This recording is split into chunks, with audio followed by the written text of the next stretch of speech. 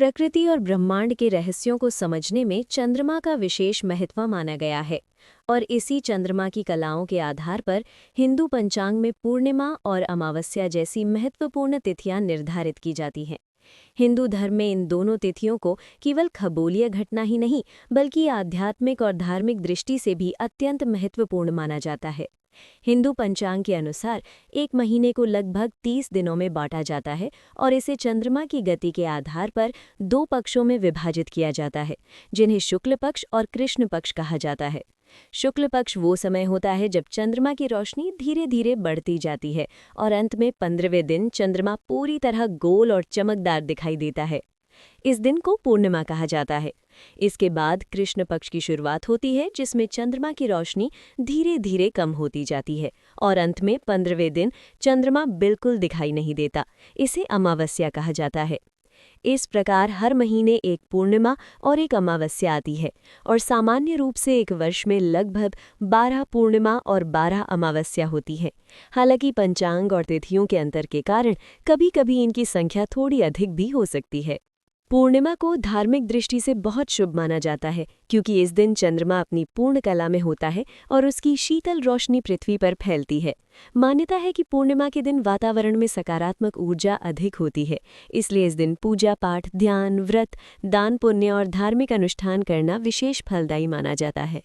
भारत में कई बड़े और महत्वपूर्ण पर्व भी पूर्णिमा के दिन ही मनाए जाते हैं, जैसे गुरु पूर्णिमा, बुद्ध पूर्णिमा और कार्तिक पूर्णिमा, जिनका धार्मिक और सांस्कृतिक महत्व बहुत अधिक है।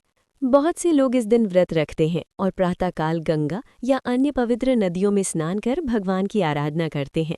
ज्योतिष शास्त्र में चंद्रमा को मन का स्वामी माना गया है, इसलिए कहा जाता है कि पूर्णिमा के दिन मन अपेक्षाकृत शांत और स्थिर रहता है और आध्यात्मिक साधना के लिए ये समय बहुत अनुकूल होता है। इसके विपरीत अमावस्या वो तिथि होती है जब चंद्रमा दिखाई नहीं देता, क्योंकि इस दिन सूर्य और चंद्रमा लगभग एक ही दिशा में होते हैं और चंद्रमा की रोशनी पृथ्वी तक नहीं पहुंचती, जिसके कारण रात अधिक अंधेरी होती है।